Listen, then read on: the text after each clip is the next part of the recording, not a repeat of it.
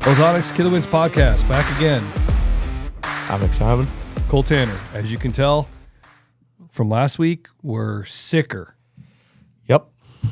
I haven't felt sick, quote unquote. I've just felt a little run down and my voice is just all over the map day to day. Yeah, I was. But now you have really taken a turn down towards sick town. I'm feeling better today. Yeah. For sure. I still got a little cough and stuff, but earlier this week I was not feeling good at all. Nope, you were struggling.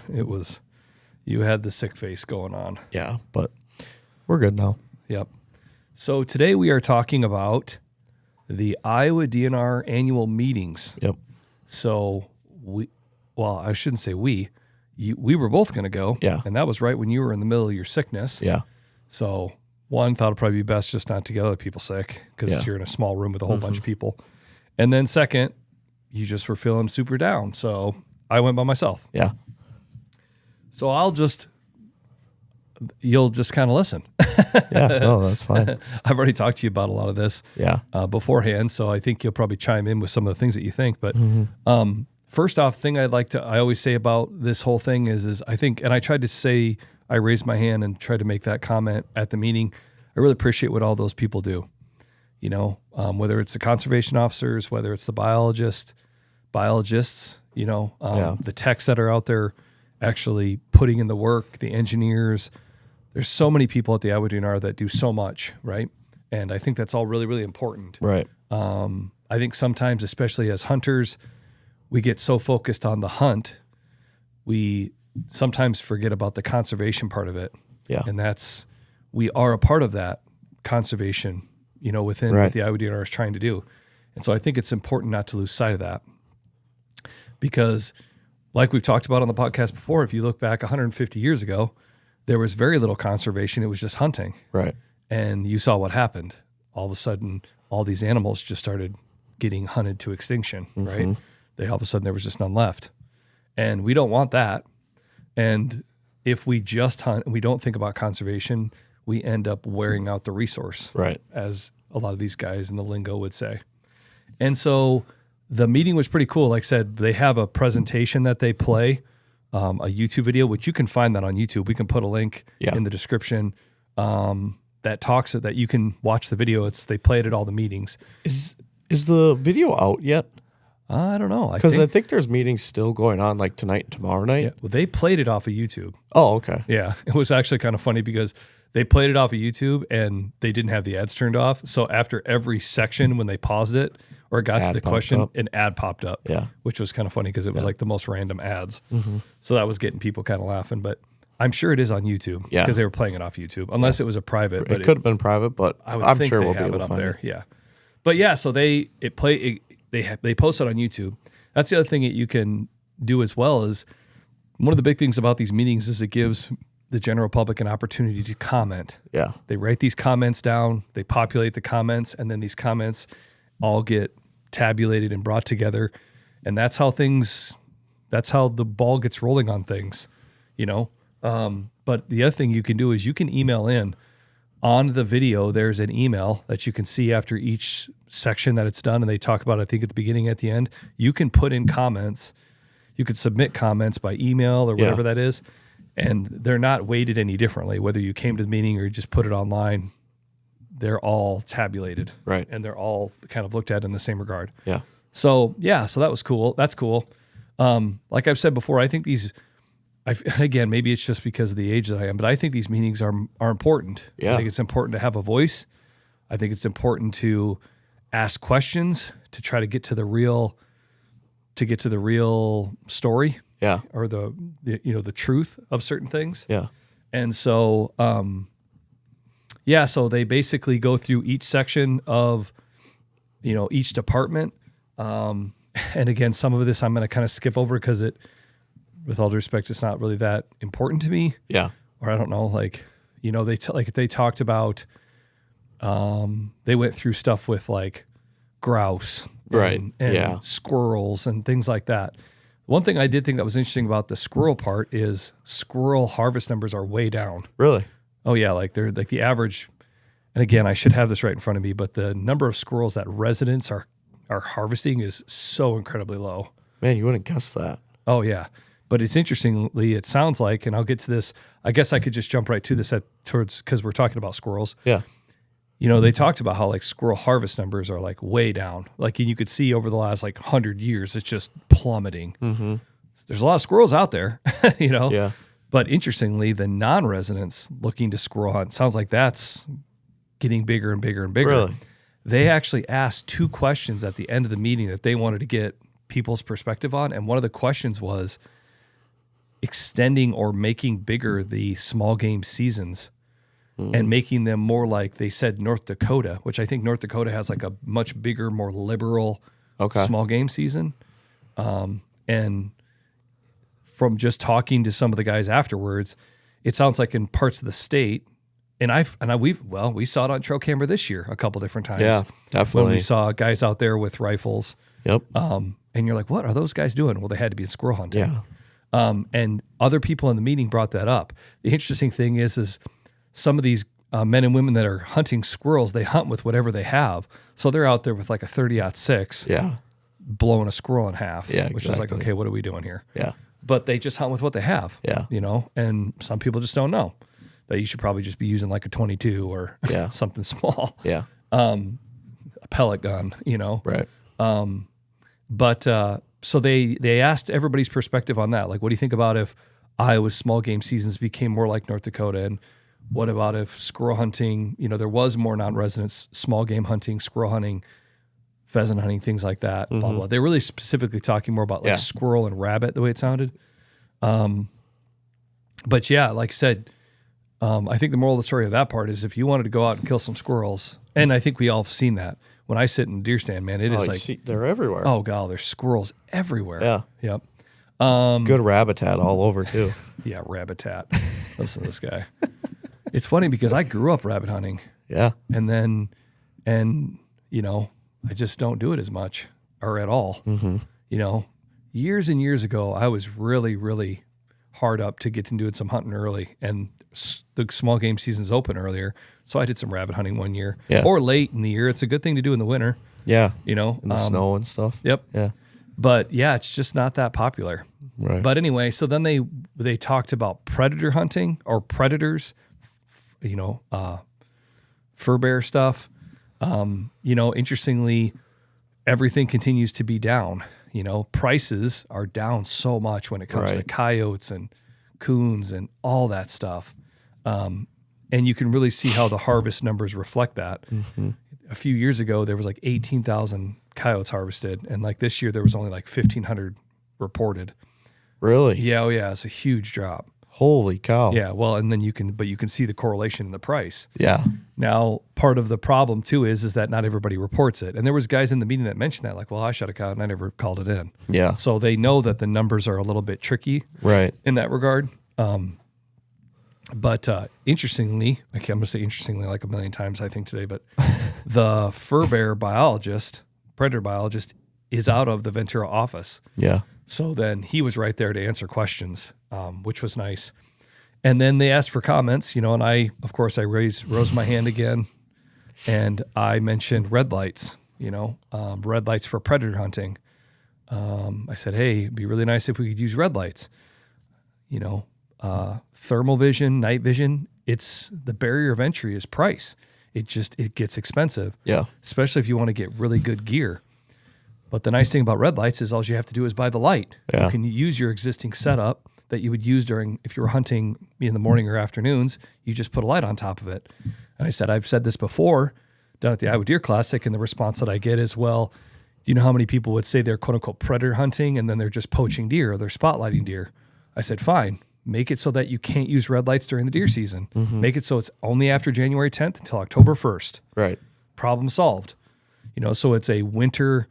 You want to go out there and winter predator hunt, you can use red lights during the non-deer season times, which is kind of silly because you can spotlight in Iowa. Yeah, exactly. So, like, what's the difference? Yeah. Like, it's literally like, what are we even talking about? Yeah. But the predator biologist was nice, and he said, nope, that's a great idea. And they wrote the comment down. Yeah. I made a comment about that last year too.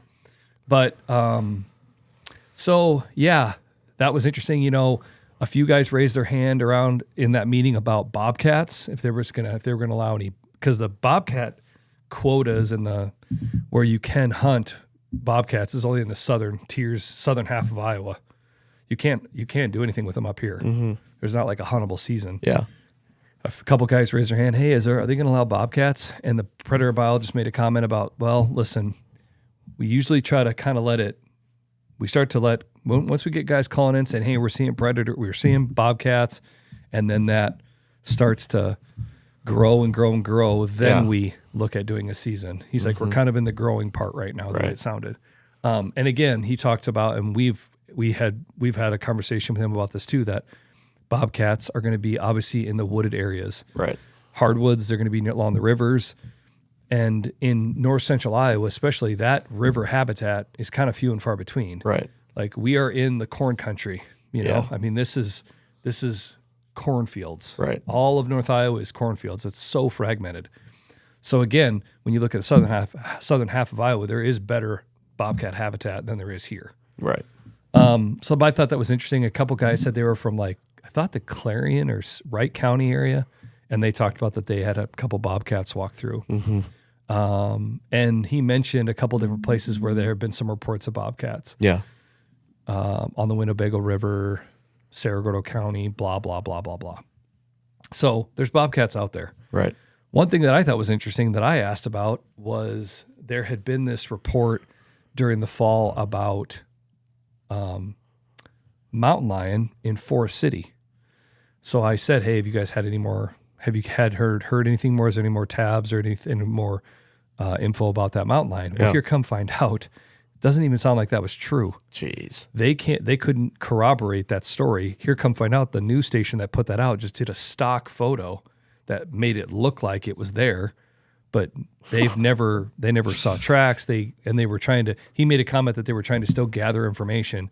It's like, God, man, that was months ago. Like, at a certain point, like, say something like, hey, we can't corroborate that story. We don't know if it's actually true. Okay, well, maybe it's not true, but they didn't say anything. So I thought that was kind of weird. Yeah, that is. Now, really there weird. was a mountain lion on trail camera. It sounds like that was verified down in Belmont. And I had heard about this year. Yeah, this year, it could have been the year before. Whatever it was, I had heard about that, and I'd seen a trail cam photo of a mountain lion that was supposedly in Belmont, and it was definitely a mountain lion. Yeah. But he made a comment that a lot of if there are mountain lions, he said they're moving. They're constantly on the move. He said generally it's going to be younger females or an older male. He said, but they're generally moving east. Yeah, they're just passing through. Yep, passing through. Yeah. So he said it's not like they're just taken home up in one certain farm grove or something. Yeah. So I thought that was interesting. But yeah, like I said, when it comes to predators, it's down, right? Like there's just, when it comes to what's out there, there's plenty of animals out there. It's just the fact that when prices are so low, you're just shooting them to shoot them. Right. So that seems kind of weird. Right. One of the things that I think I'm going to look into that I didn't really know about was, I don't remember what it was called. If it's called like the Iowa Trappers Association, I think it might be. They've been working with the Iowa DNR to do like youth events. Okay. So like the Iowa Trappers Association works with the Iowa DNR and they do these events for like youth to like teach them how to do trapping stuff. I think Jet would love that. So I'm going to look into that. Yeah. I think he would love that. We're moving out to this farm and there's a dredge ditch and there are raccoons galore. Yeah. And I think that would be a fun way to kind of cut his teeth on something. And even if we could start to look at trapping some coyotes, there's tons of coyotes out there. Oh, yeah. So that could be pretty fun. Yeah. So I think I might look into that. And I know that during the meeting, he mentioned that on the video, I'm pretty sure, about how he really appreciated what they had done. And so I thought that's kind of neat. Yeah, that's awesome. Yeah. How do we get youth into this whole thing? So that was interesting. They talked upland game, a lot like what we talked about last week, the eligibility for CRP, and they showed some of the numbers, how they've been dropping. It's kind of scary, honestly. Yeah, definitely. There's a lot of pheasants out there, this year, which I think we've talked about this before, but this year is the 100th year of pheasant hunting in Iowa. So from 1925 to 2025, it's the 100th year. So there's like some commemorative merch that they've made. They have these cool hats and this emblem that's got a got a pheasant on it. Mm-hmm. So that's pretty awesome. And like you said, I think he said that he thought that the pheasant harvest numbers would be down a skosh. There were certain areas of the state that kind of got hit hard with all that rain we had in the spring. Yeah. It makes it tough on nesting. And they talked a little bit about that. But yeah, like I said, in 2023, it sounded like it was a really, really great year. This year, it sounds like it may be just a skosh down. They were predicting that because that doesn't sound like it's all the counts have been done yet. Yeah. When they go out and do their surveys and stuff. And then there was actually, to go back on the predator thing, there was somebody that mentioned that there was like 3 separate farmers in the Belmont area that thought that they had seen a mountain lion. So, that was kind of interesting. Yeah. They talked about waterfowl. And again, that's probably the one part that I just don't have a ton of knowledge about. Oh yeah, same with me. Yep. I thought it was interesting. And I commend the guys at the DNR guys that were at the meeting. There was a few of the waterfowl guys that raised some concerns about certain areas where they felt like there was some work that really needed to be done on some different watersheds where there was different pools, where there was dikes or there wasn't good boat access. And they knew specifically exactly where they wanted boat access and things like that. And so the DNR guys were really, really accommodating and understanding and listening to their comments. So, it wasn't heated, but it wasn't like, they were kind of grilling them on it. Yeah, definitely. Yeah, like, hey, man, like, what the heck? And they did a good job, but I'm like, yeah, no, we understand. Like, there's definitely work to be done. Yeah. And that's, I think, the hard thing is there's always something to do. Right. So they talked a bit about that, and they put season dates out years in advance. Like, they've got season dates for the waterfowl stuff and geese and all that up to out into 2030. Really? Yeah. They showed kind of they talked about basically when it came to waterfowl, like the northern half and southern half. The northern half, when guys are out there the most and are having the best success and when the most geese are flying over is November. That's our, ducks. That's that November timeframe. In southern half Iowa, it was kind of like the last couple weeks in October into November. But they kind of had all these really cool graphs where they overlaid everything and you could see really where okay, this is when all the waterfowl are flying here and and then guys are getting after them, Yeah. And that's obviously how they're trying to, establish season dates and stuff. Right.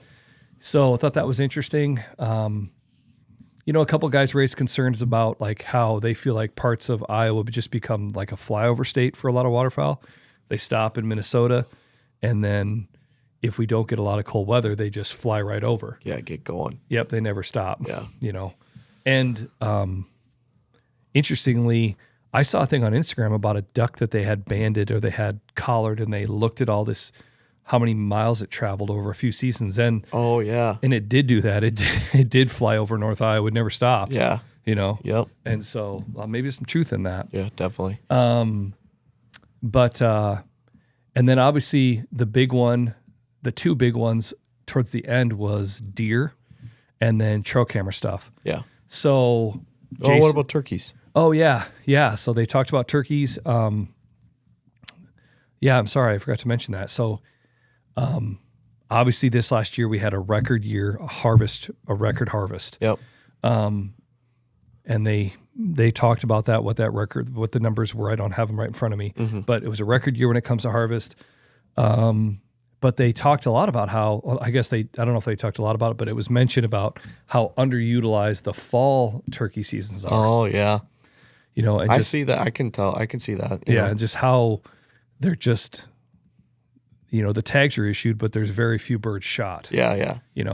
I actually raised my hand after that section, and I was like, and as a comment to be written down, I'm like, if it is underutilized, then why does this area in North Iowa only give out 150 tags? If it's underutilized, like part of it is it's underutilized because I can't get a tag. Yeah. Like I can get an archery only, but if I don't buy the gunbow combination the day it comes out, those 150 are gone. Yeah. Well, here come find out there was a glitch in the system each year that showed that they were gone when they weren't gone. Really? Yeah. Because I remember looking and it said 0. But I Crazy. guess you could put one in your card and then you could buy it anyway. I don't know, which seemed kind of fishy because I would have felt comfortable doing that. Yeah, exactly. But I would have felt like I was doing something wrong if I could buy it when it said 0. But anyway, whatever. So I mentioned like, hey, what about if you just up those numbers a bit? Like allow, if it's underutilized, then issue more tags. Yeah. And he's like, well, that's just the way it's always been done. I'm like, okay, well, that doesn't mean it's right. Yeah, exactly. Maybe it needs to be changed. Yeah. So I thought that was interesting about the fall turkey kind of getting underutilized. And when the DNR guys said, so what did everybody think about turkeys? And you heard of people, couple people like, oh, a lot of turkeys out there. Yeah. And it seems like there are. Oh, definitely. Yeah. So that was interesting. And like I said, that's just right around the corner. Yeah. But then the big one obviously was deer. Yep. Jace Elliott was the guy that gave that part of the presentation. Yep. He talked a little bit about the deer densities, and then obviously the big one that everybody really perked up for was CWD and EHD. Yep. And he had maps of CWD and to see kind of where the outbreaks have been. Obviously, like we've talked about with Jace, the hard thing about CWD, and I'm kind of surprised that these guys didn't mention it there, is CWD is kind of like a slow cook. A deer can get infected and then it takes longer. Yeah. You know what I mean? Whereas with EHD, they get it and boom, it affects them quickly. Yeah.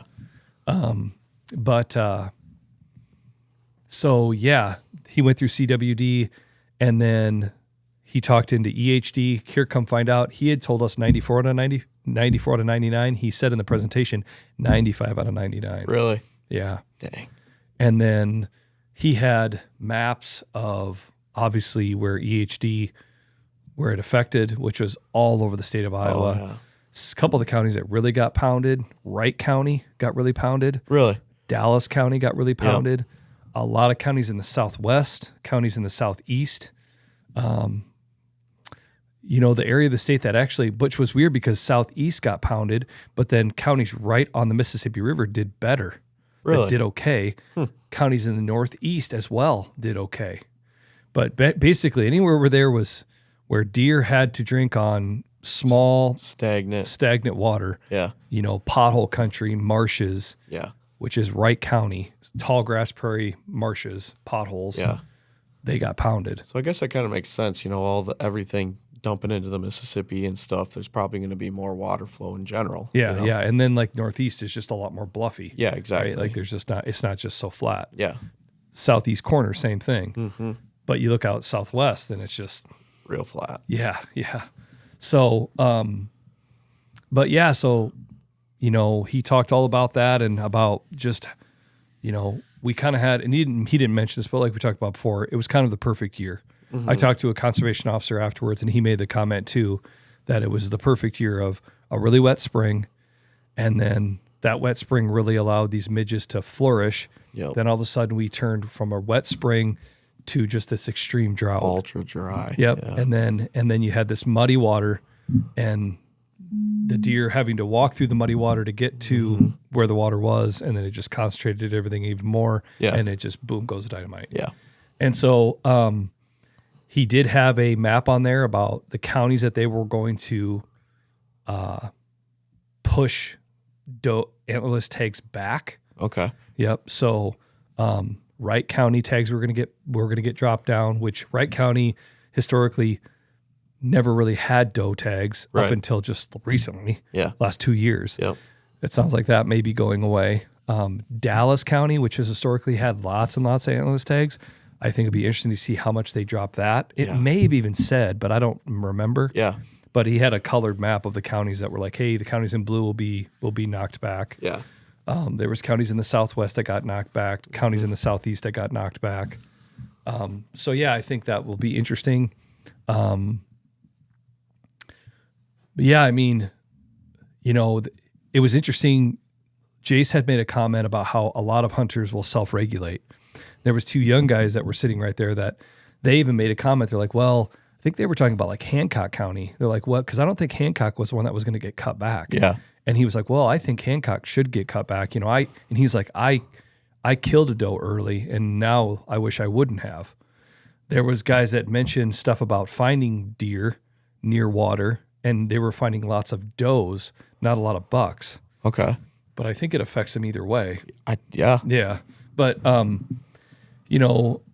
talking to guys afterwards, the other thing that's really scary about this is that, just like Jay said, not all of them are being reported. Mm-hmm. The number of deer that they actually know about compared to the number of deer that are reported comparatively to what's really out there, it could be 3 times, it could be 10 times as many. You follow me? Yep. So the state of Iowa deer population really took a hit. Yeah. It really took a hit. The southern counties really took a hit.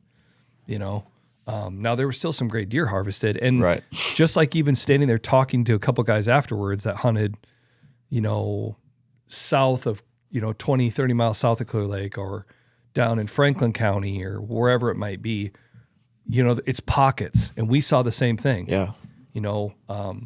Certain public spots just seemed like there was just no deer there. Yeah. And then other spots, it was totally fine. Yeah. And same thing, guys. A young guy I was talking to, he's like, "Oh yeah, I've been out shed hunting," and he's like, "I haven't bumped a deer yet." Yeah. Bumped a deer. He's like, "I just haven't bumped a deer. Right. Like ain't no deer there." Yeah.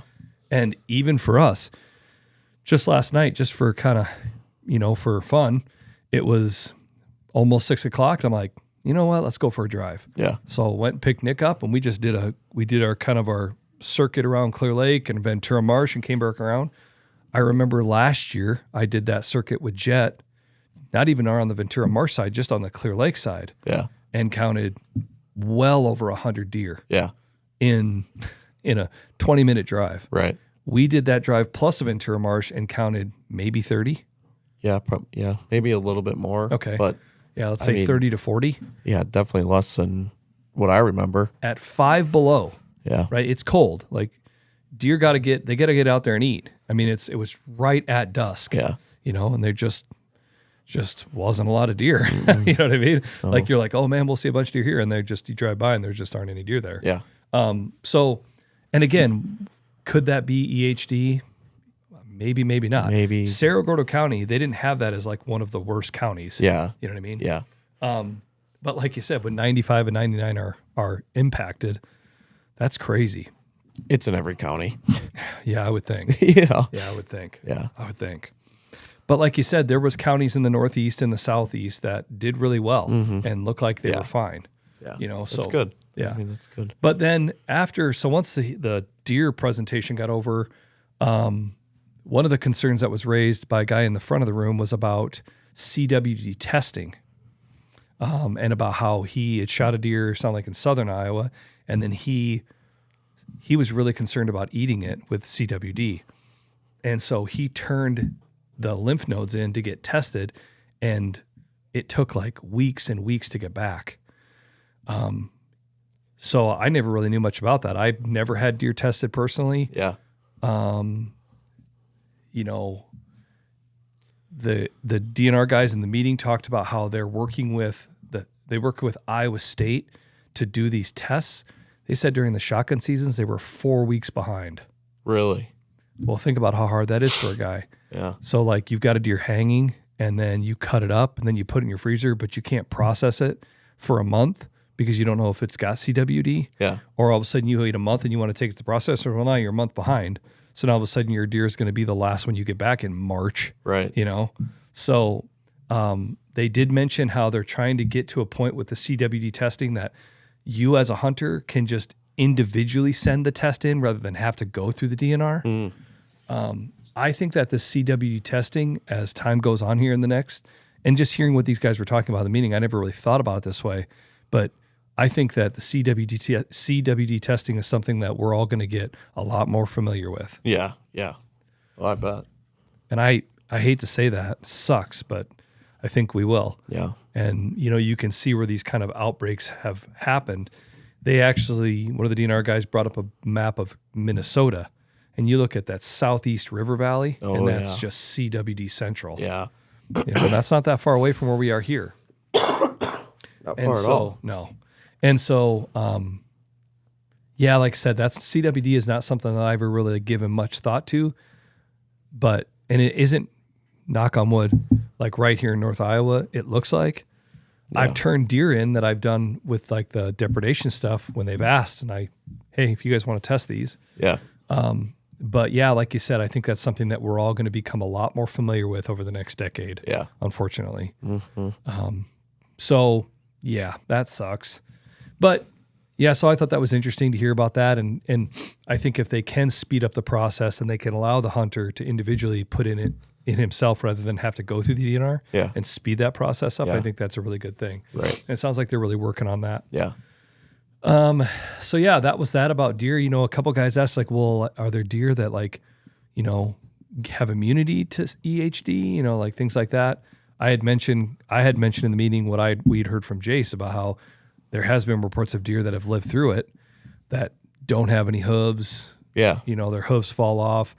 Their feet are so sore that they're walking on their knees. Their briskets are completely bare from, you know, dragging on the ground. That's just so crazy. It sounds like a terrible way to live. Yeah.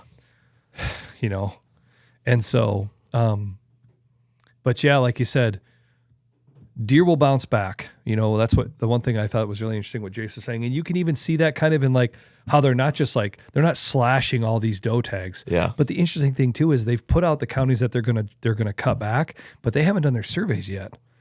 You follow me? Yeah. So how are they making these decisions on how many they're cutting back? Just off of harvest reports and hunter reports, but they haven't done their surveys. You know, so are there more counties that are going to get cut back before we get to where the regulation has to be? Okay, here's the deadline. Yeah. You follow me? Yeah. They haven't printed the books yet. Yeah. You know what I'm saying?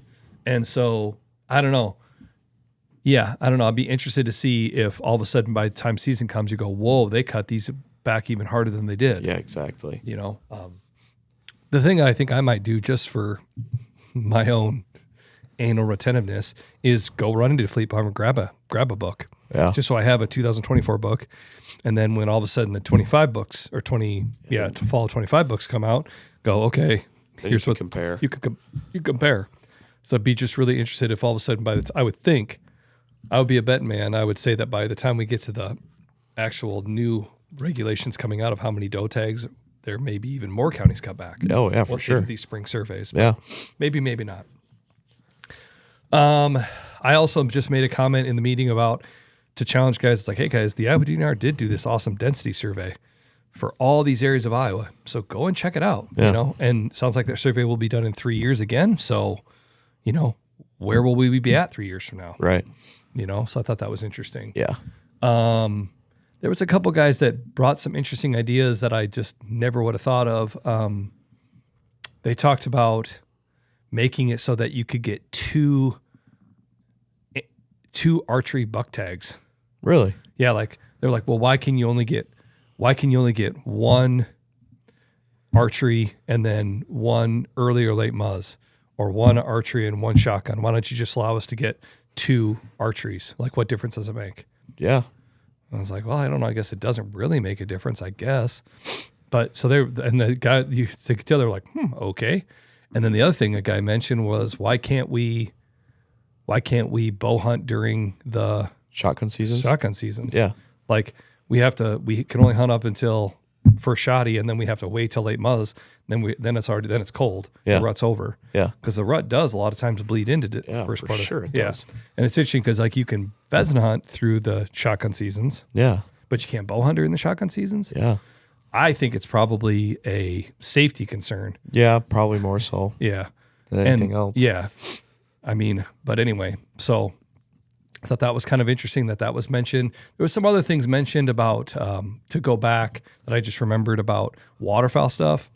A couple guys a guy mentioned about if there was going to be like a trumpeter swan season. The guy mentioned about a sandhill crane season. Really? Yeah. Wow. A guy mentioned about, which again, I'm I'm over my skis a little bit here, but full bloom mating colored waterfowl during the spring. I remember them talking about that last year. It was the same guy again. Yeah.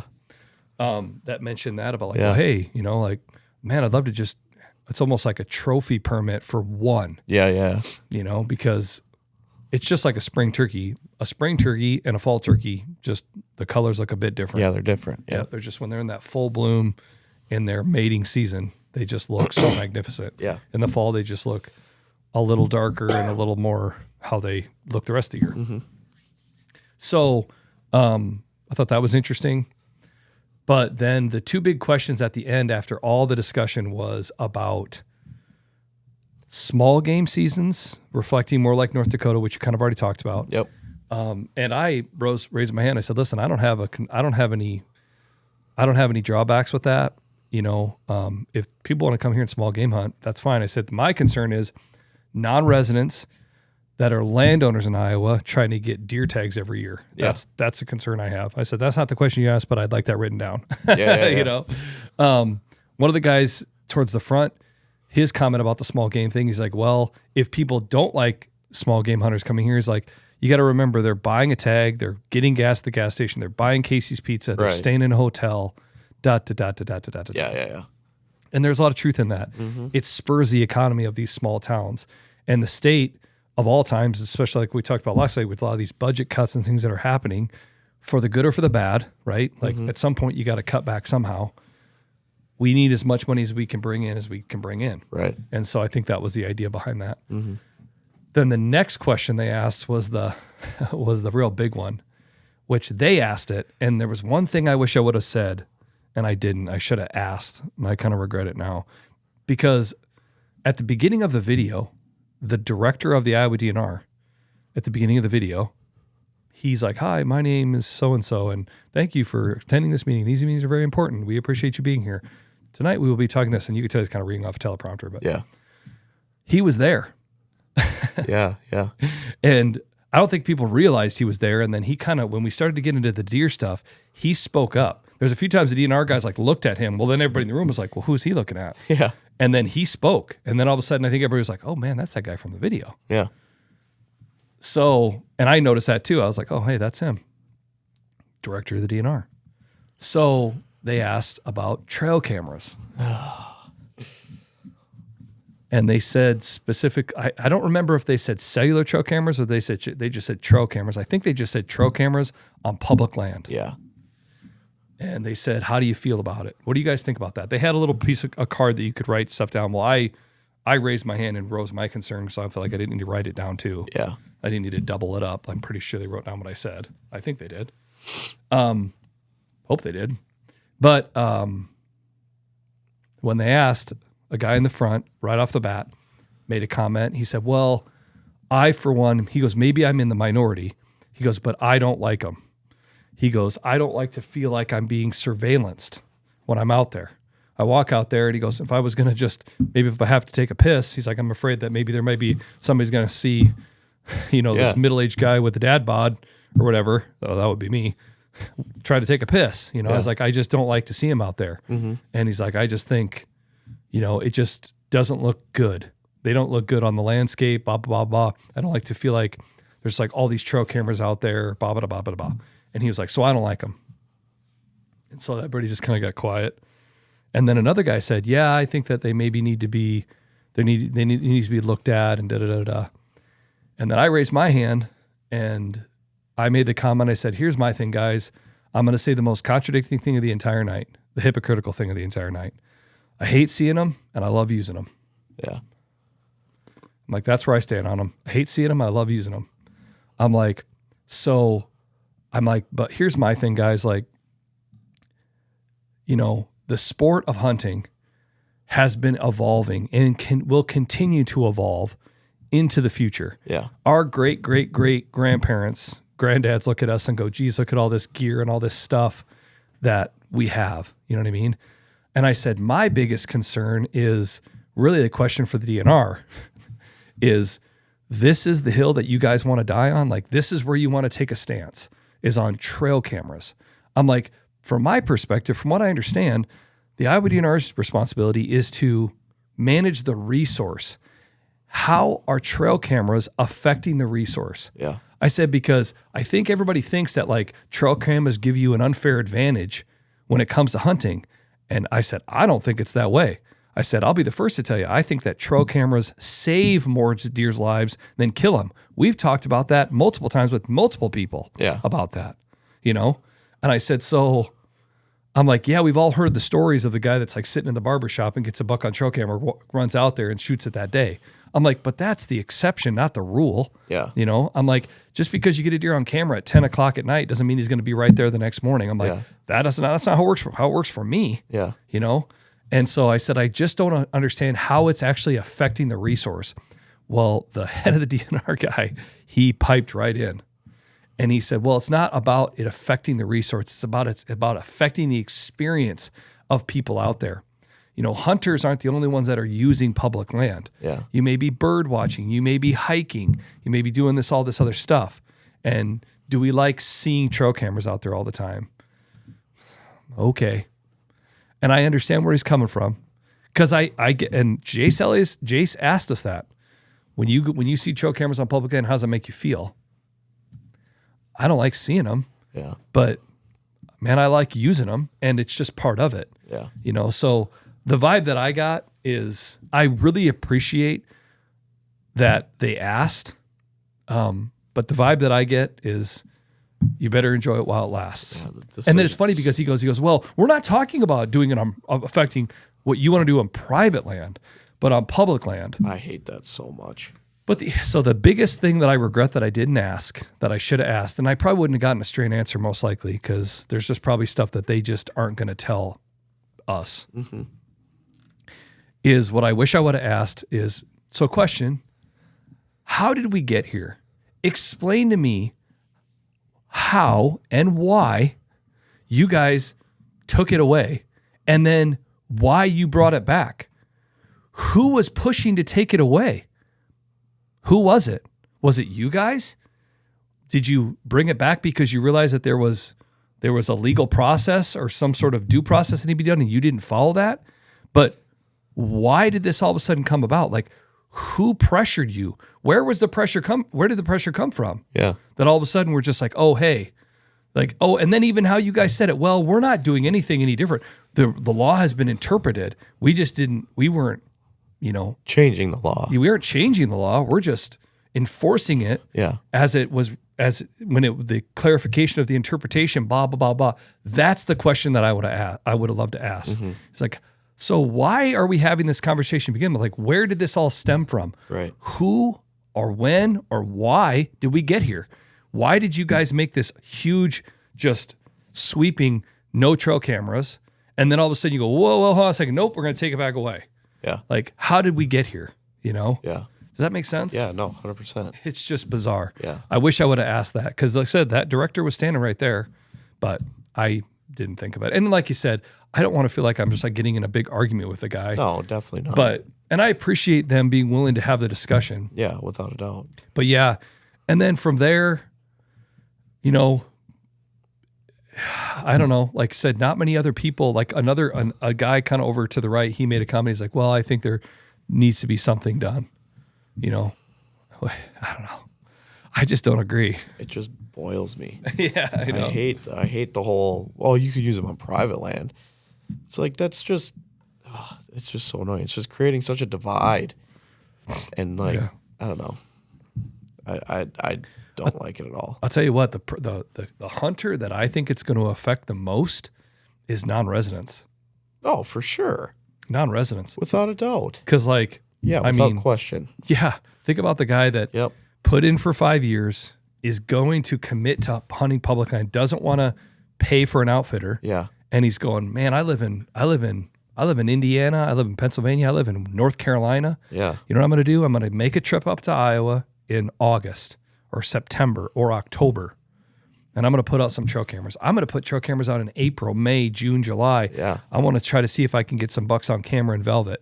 And I'm going to try to get some recon and try to get some information about where I may go. Yeah. And then I'm going to reset cameras. I put cameras out in, let's say, first part of September. Or I don't do that. And maybe I do it in October when it's closer to hunting season. I can find some scrapes, some rubs, and I put it on that. You know. Yeah. That's going to be a part of what's going to help determine when I'm going to come to Iowa. Right. All that goes away. Yeah. Man, I think and it's funny because it's guys may be listening to this. So it's like, well, that's how it used to be. You're absolutely right. That is how it used to be. Yeah. And that's okay too. Yeah. I just think that But we also used to not have rangefinders and Well, and that's what you know what I mean? Like, well, and that's the other comment that I made in what I said. As I said, well, I find it interesting that this is where the Iowa DNR wants to draw the line. yeah, This is the hill they want to die on. This is where they want to draw the line is about cameras on public land. I said, but we can use muzzle loaders that can shoot 400, 500, 600 yards, right? Because you can buy. I wish I had one myself. Night muzzleloaders. There's a lot of muzzleloaders out there that can shoot far. yeah, Really, really far. You can use those, right? Not iron sights with a scope, yeah, you know, but we're not going to allow you no trail cameras, yeah. right? Like, I don't know. It just seems like it's like, where does it stop? Yeah, And well- that's what I was like, where does it stop? And the reality is that, and I said, I'm like, guys, I work in the quote unquote hunting industry. The sport is going to continue to evolve. It's not going to stop. Yeah. It's been evolving for 150 years and it will for another 150 after this. Yeah. I just think it's just bizarre that that's where they're trying to draw the line. Yeah. I don't feel like it gives an unfair advantage to the hunter. No. Does it give you an advantage? Yeah, absolutely. I don't think it's unfair because it's still a wild animal that doesn't know one property to the next and can determine what it wants to do. Yeah. But I think from what I understand and what they said, it's more about the experience of being in the outdoors and the fact that there's all these people that want to use public land, which is interesting because of all the time that I spent on public land, which you and I both know is a lot. I can remember on 2 fingers, not even a hand, how many times I've ran into somebody That wasn't hunting. You never hey see guy, it. what are you doing? Oh, I'm bird watching. You never You see it. never see it. Like, oh, I'm just out for a hike. You never see it. You know where I ran into it years and years ago was at Union. It was during the hunting season. I was at Union Hills, south of Clear Lake. I'll even say where it was. I was walking out hunting, and I'm you know me, I walk slow. You walk like 1,000 miles an hour. I walk slow. Quick. Oh yeah, dude, you better watch out. When Nick gets going, man, I don't think he can run a 100-meter dash, but he can walk fast. Oh, I can run a 100-meter dash. So I'm walking slow. Well, all of a sudden, I'm just kind of lollygagging. I look behind me. Here's this young guy walking up behind me. No gun, no anything, just walking. So I stop. I'm like, hey, man, how you doing? Hey, good.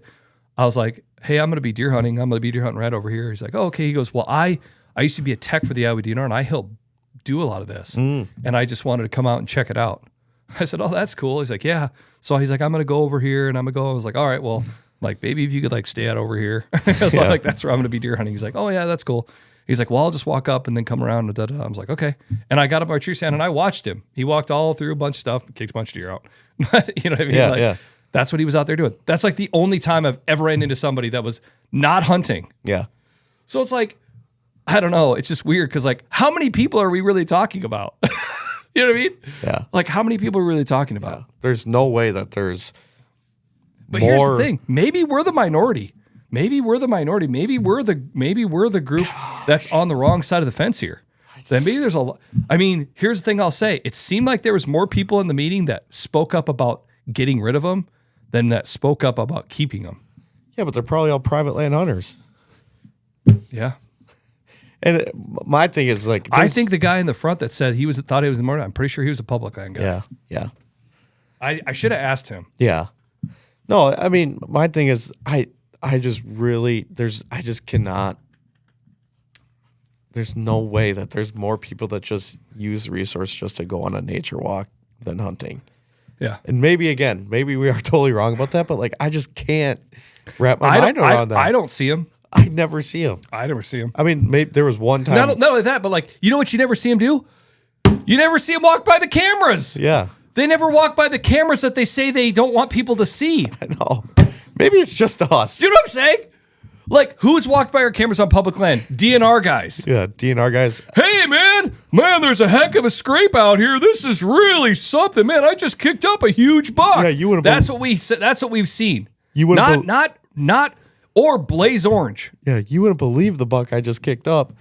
Oh man, there's a scrape right here and a camera. I'm getting animated. You're gonna have to kick the volume down. I apologize for getting excited. It's just, I mean, gosh. I mean, I've seen. Didn't realize that got escalated. I got a little escalated there. We've had pictures of a guy just riding his bike by once or twice maybe. And then one time I was out at a place and I saw a guy like training his dog. Like, but other than that, like, there's nothing. Like we have cameras out everywhere. Yeah. Like I don't see a guy with binoculars and a birder book. Like I don't see them walking by. Mm-mm. Like they would walk by. If they were out there, you would see them. Yeah. I just don't. It's truly mind-boggling. And in their defense, maybe they see the camera and then they avoid it, maybe. But like the camera will get you from like 100 feet away. Yeah. And the spots that we have them, it's like we're not putting the camera in the most obvious spot. We're trying to put it so it's just like out of sight, out of mind. Yeah. But that was the other thing that somebody mentioned too is the guy. So these two guys in the front, they must, I don't know for a fact, but it sounds like they work for the DNR in some way, shape, or form because they were the guys last year that were talking about taking down tree stands. Yeah, yeah. It was those two guys. There was like a guy with a beard and there was a guy with like black hair. And the guy with the black hair made a comment. He goes, well, but how are you guys going to enforce this? He goes, don't you think guys will just put out cameras anyway and then just abandon them? He's like, you can go get trail cameras now for $30. Yeah. He's like, so how are you going to ever track it down? Like who's using the camera? I think that's what will end up happening. I think guys on public land. It won't change. Well, here's two things I think will happen. One, guys will just put them higher. Yeah. They'll put them higher so you can't get to them. I mean, we've all been to the consumer shows to see that guy that sells that thing and you can put it up way up like 10 feet up in the tree. Yeah. How's a guy going to ever get it down? Right. And even if he did, okay, there it is. I'm going to come back and I'm going to take it down. How do you figure out whose it is? Yeah. You just cancel the service. Right. You know what I mean? Like it's almost like the whole like you know, it was illegal in Iowa to drive with no shoes on. How are they going to enforce it? Have X-ray vision goggles? Like, you know what I'm saying? Like, what are we doing? Yeah. I don't know. It just seems so weird.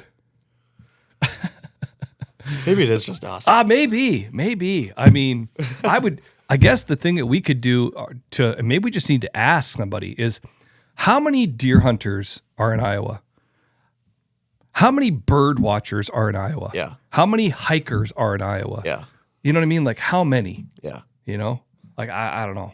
Well, like and like there's like maybe there are way more of them than there are of us, but Jesus, it just doesn't seem like it. Well, I mean, do they have like a birder classic of Iowa that we don't know about?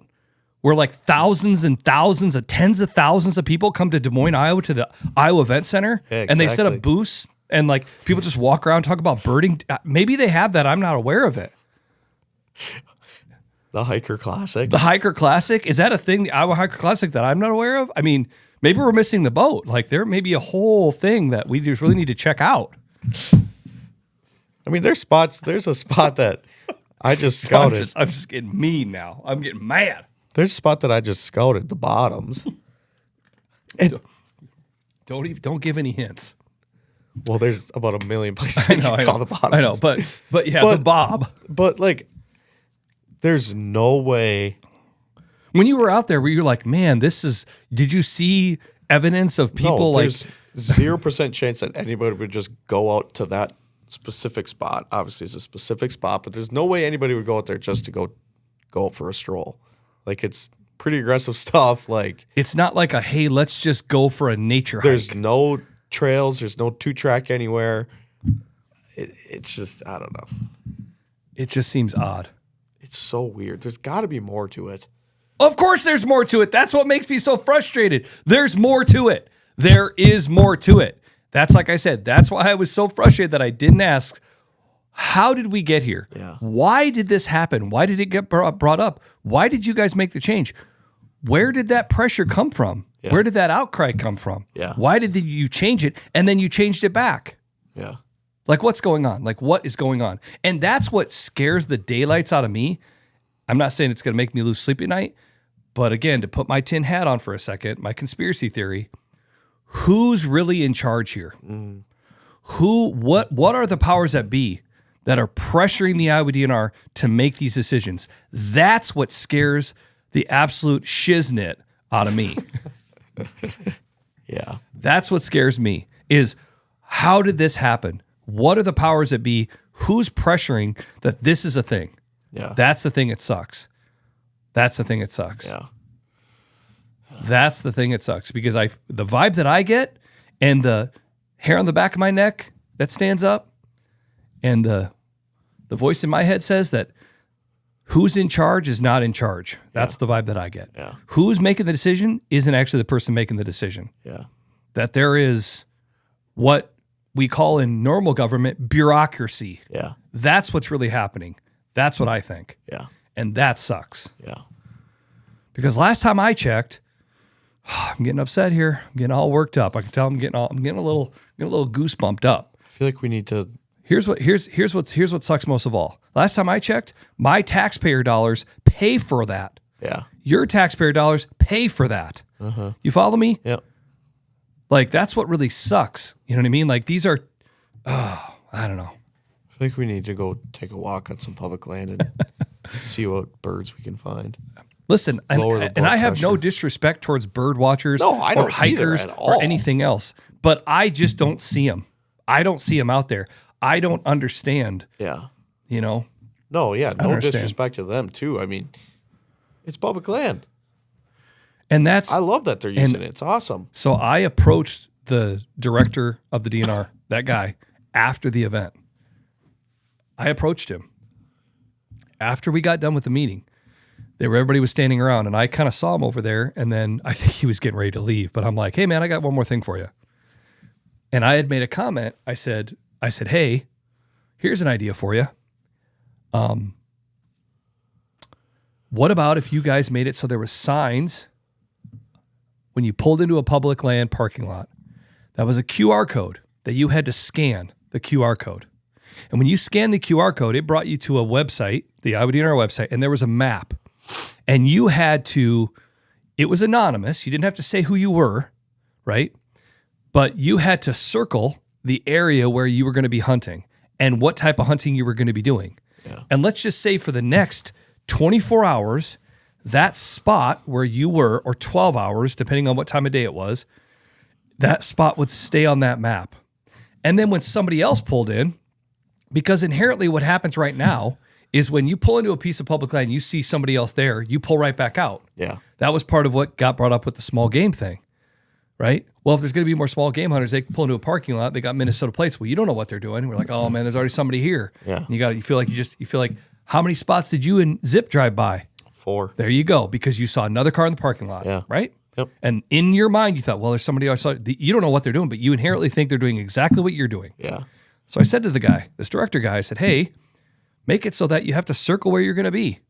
Yeah. And then the next guy that pulls in, he scans the QR code. He can see where that person is. Mm-hmm. Okay, he's deer hunting over here. Well, I'm just going to be squirrel hunting. So I'm going to squirrel hunt this section here. And you put down squirrel hunting. Mm-hmm. Or you're going to be bird watching. I'm going to be bird watching back over here. I'm going to be just going out on a nature hike over here. Yeah. Does that make sense? Yep. I said, not only would that be nice so that we all knew who was out there, I said, but last time I checked, you want to try to see the land use and who's actually using the resource, as you're saying? Well, guess what? Now you guys can track it. Yeah, exactly. And he goes, well, I think something like that's a great idea, but it'd probably get abused. I'm like, well, then, make it even more limiting on what you could see or how long the spots stay on there. I think you could make it even bigger and better than that. You could make it so it could be tracked over the entire season. So statistically, you could go on there and say, you could look at a land use map and go, okay, I'm looking at public land. What percentage of this was deer hunted over the course of the year? Right. And you probably have to make it some sort of regulation that if you're hunting public land, you have to do it, or people just wouldn't. Yeah. But, and he goes, well, we have a great problem in the state of Iowa that everybody wants to use public land. And that's a great problem. It's a good thing that we all want to use it. There's lots of people that want to, get out there and enjoy it, which is 100% true. And that's great. I just, like I said, and he made a comment. He goes, I understand that this sport is always evolving. And he goes, we just want to make sure that everybody has the same experience when they're out there. I just can't believe that that's what this is about. Well, that's so hypocritical because everybody wants to have what my problem is? I'm all juiced up on chocolate milk today. They want everybody to have the same experience, but great, yeah. So for me to run trail cameras, one of my favorite things to do, I have to go freaking lease something. You know what I mean? It's just like, God, it's so frustrating. Well, and that's the other thing too is we fall into the whole, we enjoy using trail cameras for hunting, but we enjoy using trail cameras just for nature watching, honestly. I know. that's, you guys would be so disappointed in me if I told you how many bucks I've had on camera that I've never seen in person. But I love it. You just like to I see don't them. care. You just want to see them. I love it. This is going to end up just like when it comes to mineral. You'll be able to do mineral on private ground, but you won't be able to do it on public. Yeah. That's what it's going to turn into. Yeah, exactly. I don't know. Hey, low man always loses. No, but What do you do? yeah. It'll be fine. And here's the other thing about it. And just to rein it back in, now that I've calmed down a bit and I'm not yelling, there's a lot of states that have done this. There's a lot of states that aren't allowing trail cameras on public land, on national forest throughout the state. Colorado, Utah, I think Arizona. There's other states that are making these types of moves. Yeah. You know, I feel like their cases were so extreme though. Like the pictures of like 8 trail cameras on like a post or something. yeah, but the thing of it is like, but that's, here's the thing. You know the spot I'm talking about that we walked into this was it last year. yeah. How many trail cameras did we see in a very short time? Everywhere we went, walked up to the top, trail camera, turned the corner, Yeah. trail camera, walked around the next corner, trail camera. Oh, hey, this looks really good, trail camera. Oh, hey, walk down to the edge of that field, trail camera, trail camera, trail camera. Could it have been the same guy though? Whether it was or wasn't. Yeah. And that's the part I understand. I get it. Like, it does suck to see all these trail cameras. Yeah. I get it. I get it. Yeah. But I don't know. Yeah. Well, and that was the other thing too, is like that, like I said earlier, the guy made a comment. He goes, well, how are you guys going to regulate this? He goes, you can't get guys to take their tree stands off public ground. These are the guys that go out and take them down. Yeah. He's like, they're out there. There's tree stands all over the dang place. People just leave them. Yeah. He goes, and that's what it'll be. They'll put trail cameras up. They'll just leave them. Yeah. They'll never come back for them. Right. Right. Because that's the thing you could do. Okay. Well, then the DNR could say you put up a trail camera. Then the DNR could put up a trail camera to catch the guy putting up a trail camera. But then if it's illegal to put trail cameras on public land, then you could go out there and take the DNR's trail camera because you wouldn't know it's their trail camera. Yeah. It's just like, I don't know. It just feels like an enforcement nightmare. Yeah. You feel bad for the COs that are they're going to have to like deal with this. Right. I don't know. Yeah. Just leave it be. That's what I think too. The other idea they had is they said, fine, make a guy goes, he raised his hand, he goes, make them put their DNR ID on the trail camera. Make them put their DNR ID. To help enforce it, you mean? Yeah. Yeah. Yep. So that, and maybe, man, I would love to see, okay, let's compromise. Make it so that you can only have one trail camera per piece of public ground. Yeah. So then like if the DNR guy goes out there and he sees your DNR ID, there's your trail camera. Now that could be wiggled through too, because you could just put somebody else's ID on there. Yeah, or just yeah. Yeah, I don't know. It's just, I don't know. I don't, maybe that change comes down for this year, but See what happens. but maybe it doesn't come down at all. Yeah. Like, again, to go all the way back, because we're like arguing in this hypothetical world that maybe not happen, won't happen. We're arguing with somebody that's not even here. Yeah, we're having an argument. Yeah. Somebody listening to this is like, wow, these guys are crazy. It's called passionate, okay? Yeah. Passionate. But the thing that I would say too is I appreciate that they're having the conversation, that they're asking for our perspective. And I'm glad that I got to say my piece. You know? Yeah. But when the director of the DNR is saying, well, this is why we're talking about this, that makes it pretty clear what they're talking about. Decision's been made probably. But I don't know for a fact, but I wonder if these. Oh, that was the other thing. That one of the COs that was there said that he was at another meeting. He said the trail camp thing never even got brought up. Really? No. EHD never got brought up. Oh. But he said trail camera stuff did. Well, that was one of the questions they're asking at every meeting. Yeah. So here's the thing that would have been interesting. This is what's interesting. Again, my conspiracy. If the trail camera didn't get mentioned, would it have been discussed? Oh, if somebody would have brought it up. Yeah. If they didn't mention it, would it have been brought up? Probably not. I don't know. Do you follow what I'm saying? Like it wasn't because again, the meetings are intended to talk about the resources, right? Meant to talk about the turkeys and the pheasants and the deer and the waterfowl and the predators, right? Yeah. And that's what they talked about. And then all of a sudden we're talking about trail cameras. Yeah. Department of Natural Resources. Department of Natural Resources. We're talking about all these resources, then we're talking about trail cameras. If they didn't have that as one of the questions they wanted to ask, would it have been discussed? At all the meetings, I would take a bet to say it would have been brought up half the time. But all of a sudden they're like, well, we're hearing from people about trail cameras. Well, yeah, you're hearing because you're asking. Yeah, exactly. If you wouldn't have asked, like, is it a real concern if you're not asking and people aren't asking you? Yeah. Or are you making it a concern? Yeah. I don't know. AKA they're poking the bear. Yeah, exactly. I don't know. Oh, okay. Listen, I'm taking my tin hat off for the day. No more conspiracy theories. Okay, another podcast in the books. Ozonics Killerwinds podcast. Done. Thanks for listening, talking about the meeting. Sorry we got a little escalated. Sorry maybe you had to turn your volume down on your AirPods or in your truck. Or I'll see what I can do with the audio. We're going to walk into the other room and Susie's going to go, geez, what were you guys yelling about? Thanks for listening. Have a great week. Stay classy. Stay classy. Stay classy. Stay classy. See you next week.